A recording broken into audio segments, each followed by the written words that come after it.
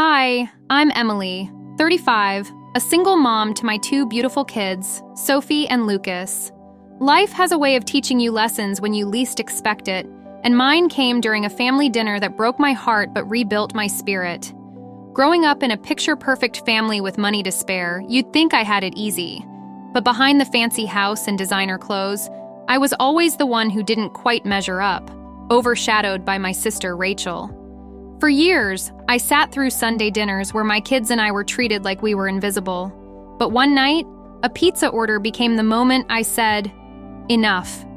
I stood up, walked out, and changed our lives forever.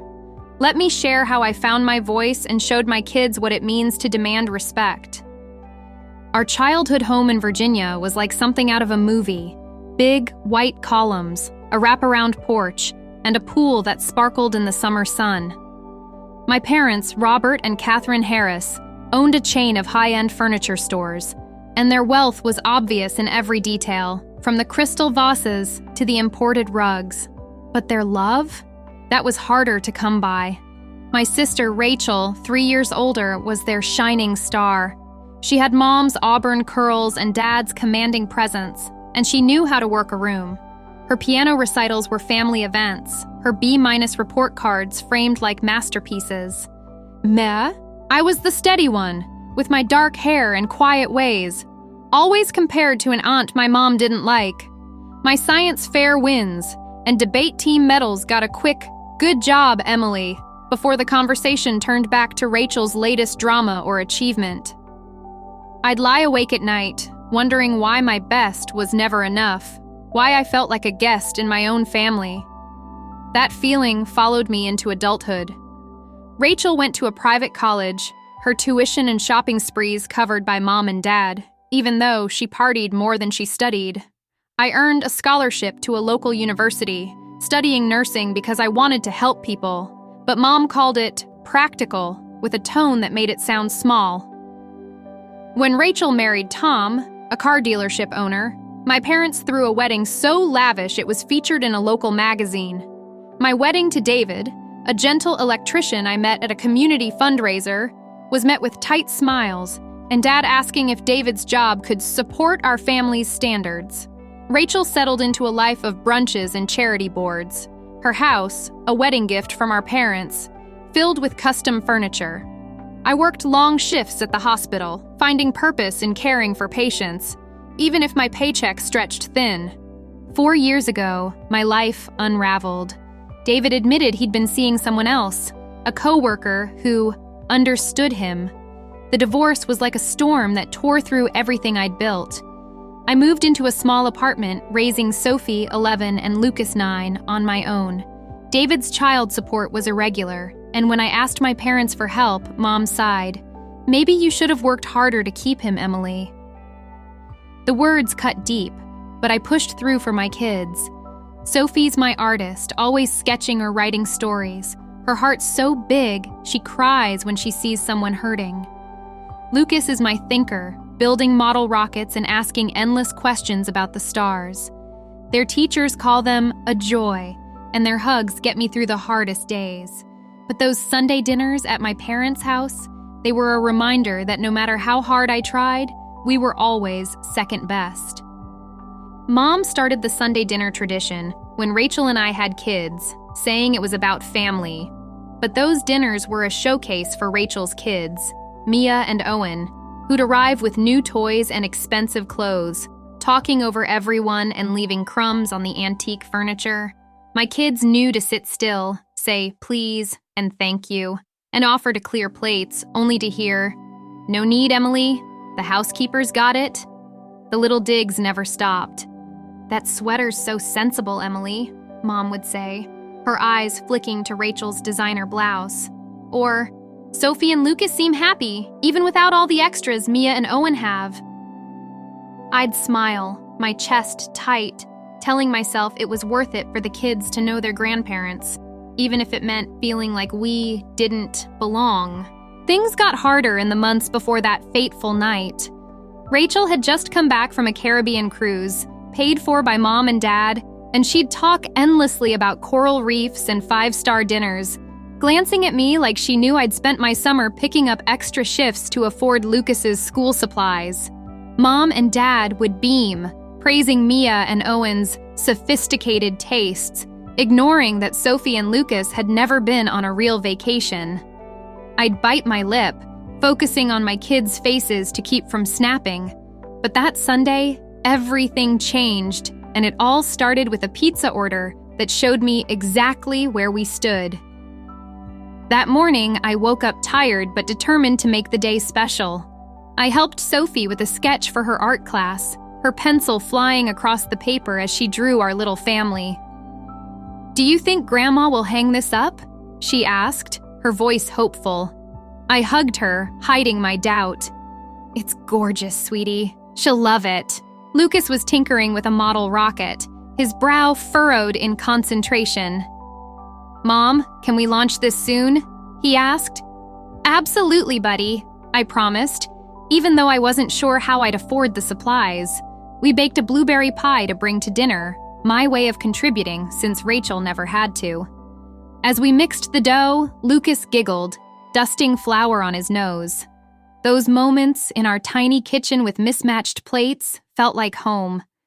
Then, I noticed a puddle under my aging Chevy. My heart sank.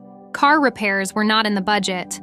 My neighbor Mike, a mechanic, patched it for $90, but said it needed more work soon. That meant delaying Sophie's new backpack, even though hers was fraying. We were already running late when we left, and Dad's voice on the phone was gruff. "Timeliness is respect, Emily." We pulled up to my parents' estate, the mansion glowing under the evening sky.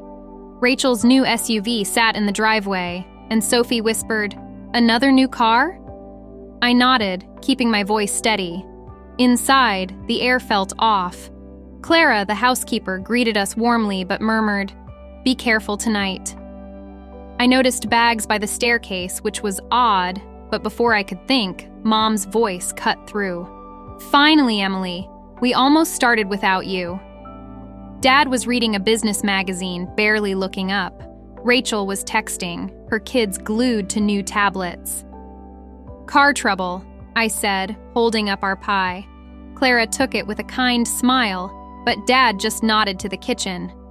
Mia ran to Mom, demanding a new doll, and Mom fawned over her, pulling out a vintage toy from Rachel's childhood. Sophie shyly offered her sketch, but Mom barely glanced at it, handing it to Clara with a, "Put this somewhere." Sophie's face fell, and I squeezed her hand, my heart aching. Lucas stood quietly, watching Owen show Dad a new game, Dad nodding like it was the most fascinating thing. The usual comments came, Mom noting my practical shoes, Rachel smirking about my simple life. I swallowed it all, like always. Then, Mom dropped a bombshell. "I'm too tired to cook. We're ordering pizza." Pizza? Mom, who'd once said takeout was for lazy families? Dad agreed, saying, "Let the kids pick what they want." But he looked only at Mia and Owen. In the living room, with its velvet couches and art no one could touch, Mom asked Rachel's kids what they wanted. Mia demanded a fancy pizza with prosciutto. Owen wanted one with lobster topping. Rachel ordered a gourmet salad, and Mom and Dad added their own upscale choices. My kids sat quietly, waiting their turn, their eyes bright with hope. I waited too, not wanting to seem pushy, but no one asked us. After a long silence, I said softly, "Sophie, Lucas, what do you want?" Mom's face hardened. "Your kids can eat whatever's in the fridge. They're not here to make demands." The room went still. Sophie's lip trembled, and Lucas gripped my hand. Rachel laughed, sharp and cruel. "Oh, and Emily, I'm staying here for a bit, so you're covering my food too. Tom's away, and I can't be alone." My mind spun. Why would I pay for her? Why were my kids being dismissed? Dad's voice was cold. "Emily, set the table. It's what you do, right? Handle the little things?" Something broke inside me. Years of being the lesser daughter, of watching my kids be treated like they didn't matter, hit me like a wave. I remembered Sophie's Christmas card, tossed aside while Mia's got a frame. Lucas's science fair, ignored while Owen's soccer game was the talk of the night. I'd taught my kids to take it, to think this was love, but it wasn't. I stood, my voice calm but firm. Sophie, Lucas, we're going. Dad scoffed, "Don't be ridiculous." Mom's smile was icy. "You're making a scene, Emily. They can have leftovers." Rachel rolled her eyes. Always so sensitive. I looked at my kids' hurt faces and said, "No, we're done here." As we grabbed our coats, Rachel followed me. "They only invited you because they need you to let me stay at your place. I said you'd need to be put in your place first." My blood ran cold. "Stay with me? Why?" She shrugged. "Just some money stuff. Tom's business is complicated." Dad appeared, his voice sharp. "Emily, stop this. Your sister needs you." I laughed, the sound raw. "Needs me? You told my kids to eat scraps." Mom joined in, her face pale. "You're being selfish, Emily." I guided my kids to the door. "Call me tomorrow if you want to talk like adults." Dad shouted, "You'll regret this." But I didn't look back. In the car, Lucas asked, "Did we do something wrong?" I smiled, tears in my eyes.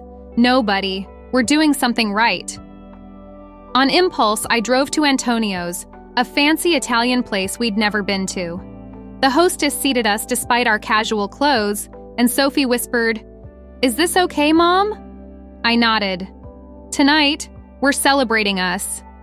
Lucas ordered a pizza, Sophie got spaghetti, and I chose a small pasta dish. As we ate, they asked why Grandma was so mean. "Sometimes people are unkind because they're scared or hurting," I said, "but we don't have to stay where we're not valued." In the bathroom, I called my godmother, Grace, who'd been Mom's friend until a mysterious falling out. Grace had always sent me gifts, but my parents kept her at a distance. "Emily, are you okay?" she asked, her voice warm.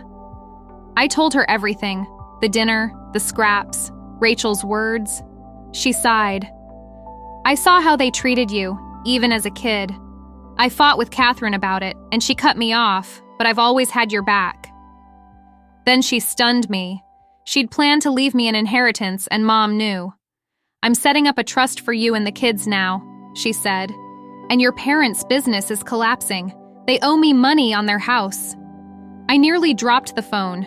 Their perfect life was a sham. Back at the table, my kids were sharing a tiramisu, their laughter like music. My phone buzzed with calls from my family, but I ignored them. We drove home, the kids chatting about their fancy meal. That night, as they watched a cartoon, I felt a weight lift. We weren't just leaving a dinner, we were leaving a life that diminished us. The next morning, Grace arrived with her lawyer, Ms. Patel. Over tea, she explained the trust. $4 million for me and the kids, enough to secure our future. She also revealed Dad's furniture chain was bankrupt, Rachel's house was in foreclosure, and they'd planned to use my apartment as a fallback. When my family showed up, looking desperate, I held my ground. "We'll talk, but respectfully." They admitted Dad's bad deals, Rachel's debts, and their plan to lean on me without asking properly. I offered Rachel 2 weeks in my apartment, but only if they treated us as equals. They were stunned, but they agreed. 6 months later, our lives are transformed. I bought a sunny house with a garden where Sophie and Lucas play with Mia and Owen, who are learning to share and laugh together. Rachel's working at a bookstore, finding her own path. My parents moved to a smaller home, and Dad's taken up painting, Mom's helping at a food bank. We're in therapy, untangling years of hurt. Grace is our family now, her love filling gaps my parents never could. That pizza night wasn't just a meal. It was the start of a life where we're seen, valued, and free. If you've ever felt invisible in your family, know you're worth more. Setting boundaries isn't about anger. It's about claiming your place. Share your story below, and let's support each other.